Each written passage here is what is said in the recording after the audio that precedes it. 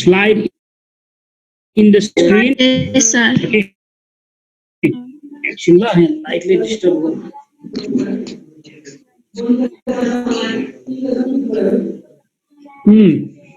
Okay. Business. Today's lesson topic is business.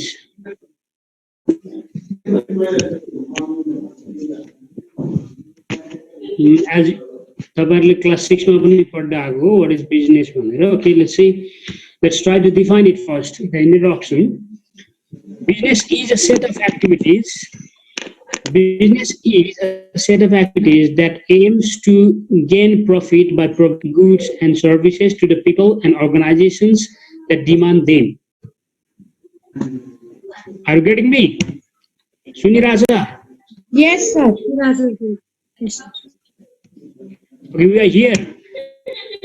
Business is a set of activities that aim to gain profit by providing goods and services to the people and organizations that demand them.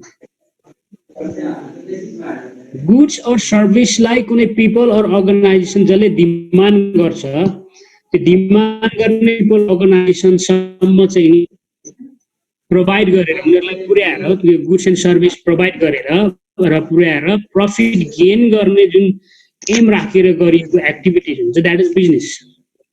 Yes, once again, business is a set of activities that aims to gain profit by processing the people and organizing them. Goods and service could demand गर्ने people or organization like goods आउने उद्देश्यले जे जति एक्टिभिटिजहरु गर्छ त्यो एक्टिभिटिजलाई हामी के भन्छौं? Business. In another word, अर्को वर्डमा अर्को ल्याङ्ग्वेजमा अर्को शब्दमा हामीले यसरी डिफाइन गर्न सक्छौं. We can define it on another. Suppose business is a set of activities towards producing or acquiring wealth through buying and selling goods. Another वर्डमा हामीले अर्को वर्डमा बिजनेसलाई डिफाइन गर्दाखेरि वेल्थको टर्ममा डिफाइन गर्न सक्छौं. Business is a set of activities towards producing and acquiring wealth through buying and selling goods. Goods like goods and services like हामीले buying and selling गरेर wealth acquire गर्ने, wealth production, wealth भनेको अब भन्नाले धन कमाउने जुन एक्टिभिटिज छ, त्यस ह्युमन एक्टिभिटिज छ, त्यसलाई हामी बिजनेस भनेर भन्छौं. Okay, in terms of profit और in terms of wealth. Wealth को टर्ममा तपाईले डिफाइन गर्नु भए नि हुन्छ, प्रॉफिट को टर्ममा डिफाइन गर्नु भए नि हुन्छ. एउटै कुरा हैन. प्रॉफिट को टर्ममा भन्नुभयो भनेदेखि पनि तपाईले कसैसँग गुड्स किन्नु भयो र त्यसलाई अरु कसैलाई हुन्छ तपाईले. जस्तो बिजनेसमा जेनरली तीनटा फ्याक्टर हुन्छ. Producer, wholesaler and producer, wholesaler, अर्को shopkeepers or retailers, and finally the consumers. Yes, producer ले raw materials हरु अरु कसैबाट किन्छ, national international बाट उले raw materials collection गर्छ, कसैबाट raw materials collection गर्छ, किन्छ, त्यसलाई चाहिँ processing गरेर उसले कुनै goods manufacturing गर्छ, production गर्छ र त्यसलाई होलसेलरमा पुर्याउँछ. होलसेलरले बायरबाट किन्छ र कसलाई दिन्छ? रिटेलरलाई बेच्छ. सो रिटेलरले होलसेलरबाट किन्छ र कन्ज्युमरलाई बेच्छ. सो यसरी बाइङ एन्ड सेलिङ गुड्स गर्दाखेरि यो एक्टिभिटी जुन ह्युमन एक्टिभिटी छ, यसरी बाइङ एन्ड सेलिङ गुड्स गरेर कसैले धन कमाउँछ भनेदेखि त्यो पनि बिजनेस. अथवा त्यो धन नभनी प्रॉफिट भन्ने टर्म्स युज गरेर प्रॉफिट को टर्म्स में तपाईले डिफाइन गर्नुभएको हुन्छ. प्रॉफिट नै जति आफूले त्यो एक्टिभिटी गरेको छ, एक्टिभिटीज गरेबाट आफूले जुन मेहनत गरेको छ त्यो मेहनतलाई जोडेर लगलाई जोडेर सर्टेन कस्टमा सर्टेन एमाउन्ट थप गरेर जुन पैसा लिन्छ भने त्यो एक्स्ट्रा थपेको पैसा नै के हो? प्रॉफिट हुन्छ. त्यो प्रॉफिट नै फाइनली धेरै भएपछि त्यसैलाई हामी वेल्थ भन्छौं. Either you can define in terms of wealth और profit. We can define in both way. In these two ways, we can define business. Okay. Okay, next. Let me see.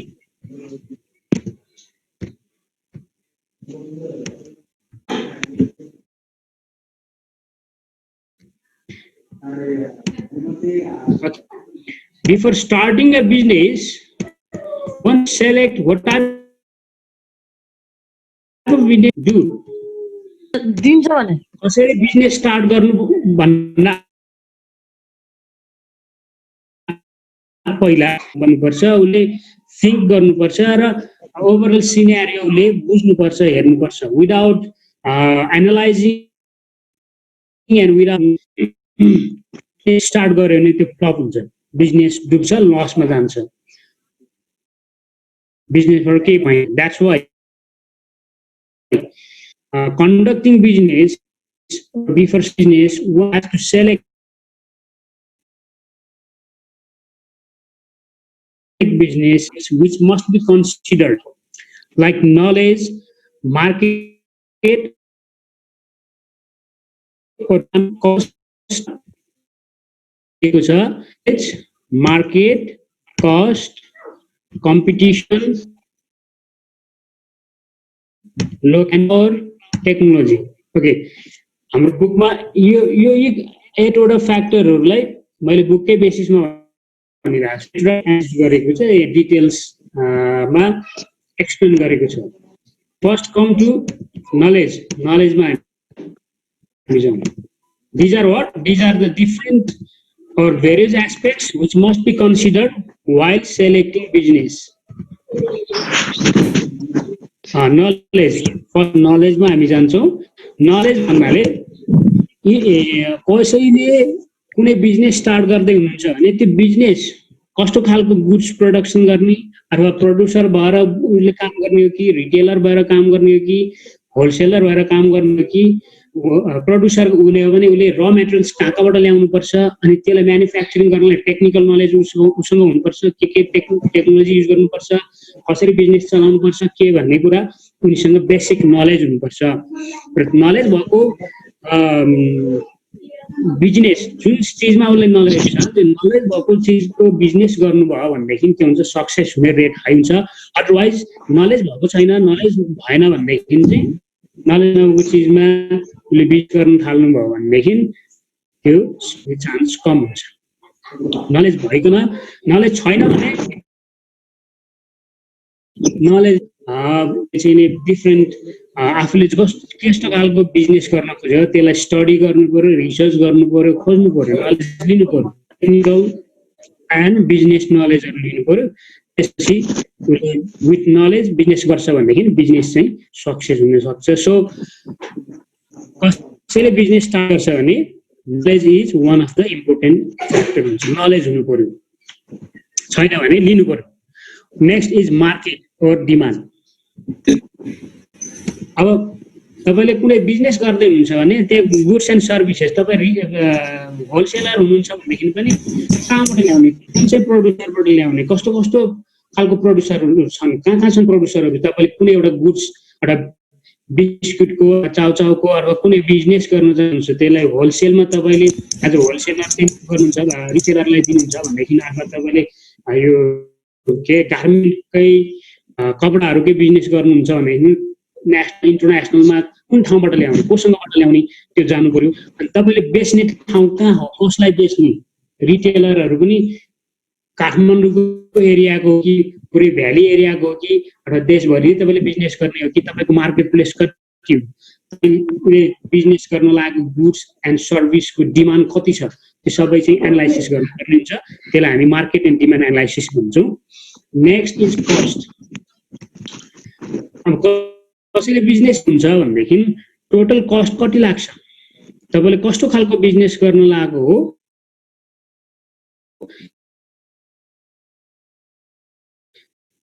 भन्छ त्यसलाई।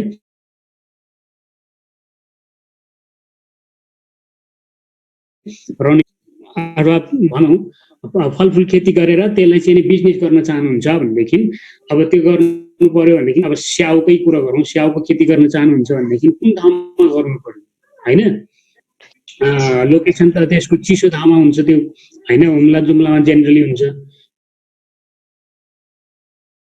अनि ल्यान्डको cost कति लाग्छ त्यसको लागि electricity चाहिन्छ त्यहाँ इरिगेसन गर्नुपर्ने हुन्छ पानी लगाउनु पर्ने हुन्छ त्यहाँ मान्छेहरूलाई लगाउनु पर्ने हुन्छ कामदार उनीहरूलाई कति वेज दिने हो ज्याला कति दिने कामदारहरूलाई कति पैसा लाग्छ त्यो सबै क्याल्कुलेट गरेर तपाईको बिजनेसको कस्ट कति लाग्छ इनिशियल कस्ट जसलाई हामी के भन्छ इन्भेस्टमेन्ट भन्छ इन्भेस्टमेन्ट कति लाग्छ अनि त्यसलाई डेली त्यो बिजनेस चलाउनलाई सबै क्याल्कुलेसन गर्नुपर्छ त्यसलाई हामी कस्ट भन्छौँ त्यसको एनालाइसिस गर्नुपर्छ आफूले बेहोर्न सक्ने हो कि एफोर्डेबल छ कि छैन त्यो पनि एनालाइसिस गर्नुपर्छ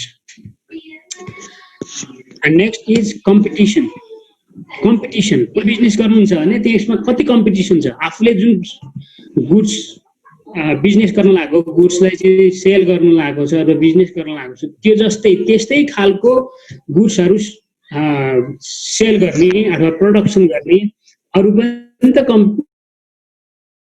कम्पनीहरूलाई कति धेरै त्यस्तो सिमिलर टाइपको गुड्स सर्भिसलाई प्रोभाइड गर्ने बिजनेसम्यानहरू धेरै भयो त्यति नै धेरै कम्पिटिसन हुने चान्स हुन्छ सो कम्पिटिसन छ कि छैन कतिको कम्पिटिसन छ कम्पिटिटर्सहरू धेरै छ कि छैन कम्पिटिसनमा आफूले आफ्नो स्ट्यान्ड मेन्टेन गर्न सक्छ कि सक्दैन त्यो जान्नु पर्यो त्यसलाई एनालाइसिस गर्नुपर्छ अब हाई डिमान्ड छ कुनै गुड्स तपाईँ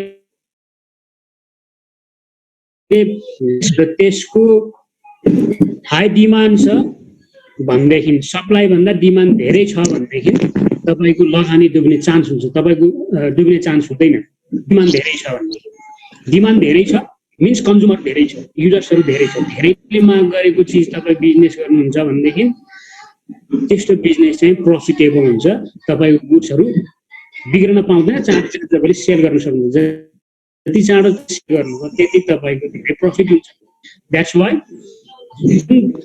टाइपको बिजनेसमा तपाईँको मोर डिमान्ड छ त्यहाँ चाहिँ लेस रिस्क हुन्छ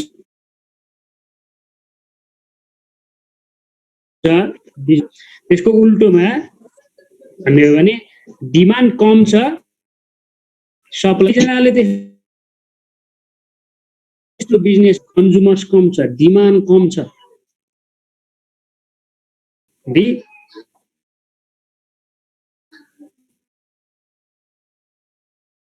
सम्भव अनि त्यसमा कम्पिटिसन कस्तो हुन्छ कम्पिटिटर्सहरू धेरै गानी गर्न सक्ने कम्पिटिटरहरू कि 20-30 वटा मात्र घर छ त्यहाँ तपाईको सेलिङ गर्ने चान्स त कम हुन्छ अब असन जस्तो काठमाडौँको असन जस्तो त्यस्तो फ्लो हुने ठाउँमा सेन्टरमा चाहिँ त्यस्तोमा गऱ्यो भनेदेखि त्यहाँ चाहिँ के हुन्छ बिजनेस धेरै हुन्छ तर त्यहाँ चाहिँ धेरै लाग्छ तपाईको रेन्टको कस्टहरू लोकेसनलाई पनि तपाईको बिजनेसमा डाइरेक्ट और इनडाइरेक्ट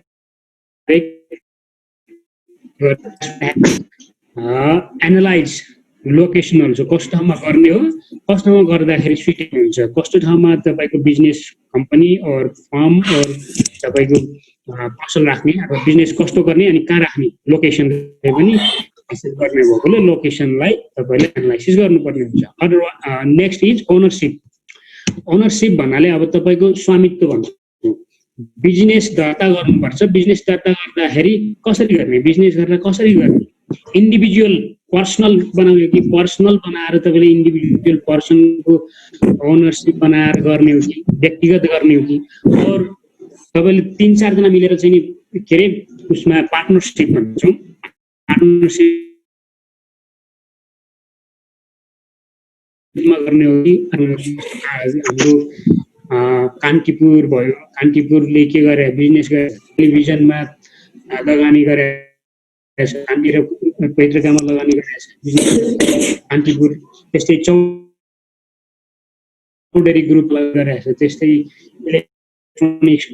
इलेक्ट्रोनिक्स एन्ड इलेक्ट्रिकल गुड्सहरुमा लगानी गरेछ त्यस्तो विदेशबाट ल्याउँछ अनि यहाँ एसेम्बलिङ गर्छ छाप लाग्छ भनेर हैन चौधरी ग्रुप भन्ने तिनीहरु चाहिँ ब्रान्ड नेमबाट नै उनीहरु सेल गर्छ र उनीहरुको कर्पोरेट हाउस भन्छ त्यसलाई कर्पोरेट हाउस उनीहरू गुडविल लिएर उनीहरूले फन्ड रेज नेसनल इन्टरनेसनलबाट फन्ड रेज गर्न सक्छ। त्यसरी इन्डिभिजुअल गर्नु एउटा पार्टनरसिपमा गर्ने हो कि अथवा तपाईँले कर्पोरेट हाउस बनाएर गर्ने हो कि त्यसरी डिफ्रेन्ट टाइपबाट गर्नुहुन्छ। र त्यसो गर्दाखेरि ओनरसिप कसको इन्डिभिजुअल्समा राख्ने हो कि पार्टनरसिपमा गर्दा जो पार्टनर छ सबैको नाममा के हुन्छ, कुनै कुराको तपाईँले डिसिजन गर्नु पर्यो भने कुनै गुड्स एन्ड सर्भिसेसमा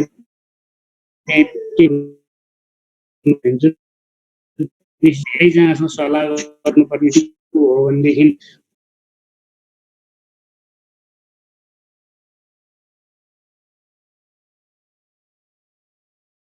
पर्सनल हो भने उसमा हुन्छ अथवा के अरे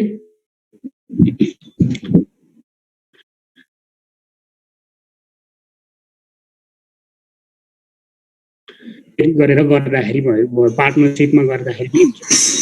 कसरी गर्ने हो त्यो चाहिँ पहिला नै एनालाइसिस गर्नुपर्छ। सबैको आफ्नो आफ्नो ठाउँमा बेनिफिट पनि छ, त्यसको नेगेटिभ पोइन्टहरू पनि हुन्छ। ओके, एडभान्टेज एन्ड डिसएडभान्टेज हुन्छ।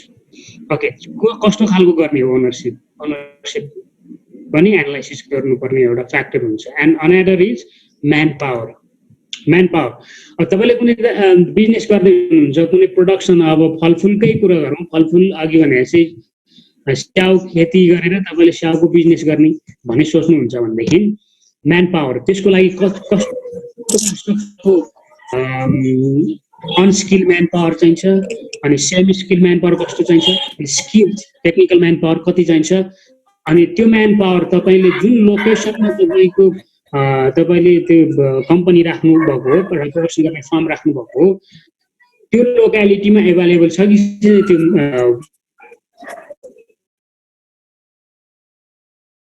म्यान पावर एभाइलेबल हुन्छ। त्यति नै बिजनेसमा लगानी कम धेरै पैसा दिनुपर्ने, ती लोकल मान्छे नै धेरै काम लगाउन सकिने खालको बिजनेस भयो भनेदेखि लडेन, तपाईँले एक्स्ट्रा मनी दिनु परेन, जति काम गरिरहेको छ त्यही अनुसार मात्र उनीहरूलाई दिए पुग्यो। त्यसमा म्यान ल्याउने एभाइलेबल छ कि छैन त्यो पनि एनालाइसिस गर्नुपर्छ। This is also another factor. And finally technology. Nowadays टेक्नोलोजीको कुरा गर्दाखेरि विदाउट टेक्नोलोजी कुनै पनि बिजनेस चल्दैन। बिजनेस मात्र होइन, आजभोलि कुनै पनि काम चल्दैन। जस्तै हामीले जुन टेक्नोलोजीको सहायताबाट हामीले एजुकेसन दिइरहेछौँ, त्यस्तै बिजनेसमा पनि आजभोलि टेलिमार्केटिङ, त्यस्तै के अरे ई बिजनेस होइन, ई मार्केटिङ, ई बिजनेस चल्छ। त्यहाँ कम्युनिटिज मार्केटहरूमा आजभोलि यो टेक्नोलोजी युज गरिन्छ। मेसेन्जरबाट अथवा हाम्रो एमाजोनबाट, एमाजोन सबै अनलाइन मार्केटहरू, अनलाइन बिजनेसहरू हो। यसरी टेक्नोलोजी युज गरेर तपाईँले त्यो भयो एउटा, यो त बिजनेस अथवा मार्केटको मार्केटिङको एउटा तरिका भयो। त्यो बाहेक पनि अरू टेक्नोलोजी, गुड्सहरू तपाईँले प्रोडक्सन गर्दाखेरि युज गर्ने, कम्पनीमा युज गर्ने टेक्नोलोजी हुन्छ। जस्तो चौधरी कम्पनीले चाहिँ चाउचाउ चाहिँ थाइल्यान्डबाट ल्याएको थाई टेक्नोलोजीहरू उनीहरूले निकाल्छ। त्यसले कुनै गुड्सहरू प्रोडक्सन गरेर युज गर्ने, कम्पनीमा युज गर्ने, त्यसलाई चाहिँ मार्केटिङ गर्दाखेरि युज गर्ने टेक्नोलोजी कस्तो चाहिन्छ र त्यो कति एफोर्डेबल छ, त्यो सबै चाहिँ एनालाइसिस गर्नुपर्ने हुन्छ। सो टेक्नोलोजी बिना बिजनेस हुँदैन, मार्केटिङ गर्दा होस् या गुड्स प्रोडक्सन गर्दा होस् होइन। अब आजभोलि चाहिँ पेरिसमेन्ट प्लान्ट्सहरूको प्रोडक्सन गर्ने बेला पनि धेरै मासमा एकैचोटि त्यो प्रोडक्सन गर्नको लागि प्रोडक्सन गर्नलाई के अरे टिस्यु कल्चर टेक्नोलोजी त्यस्तो युज गर्ने गर्छ। त्यस्तोहरू पनि यति नै हो, सक्यो।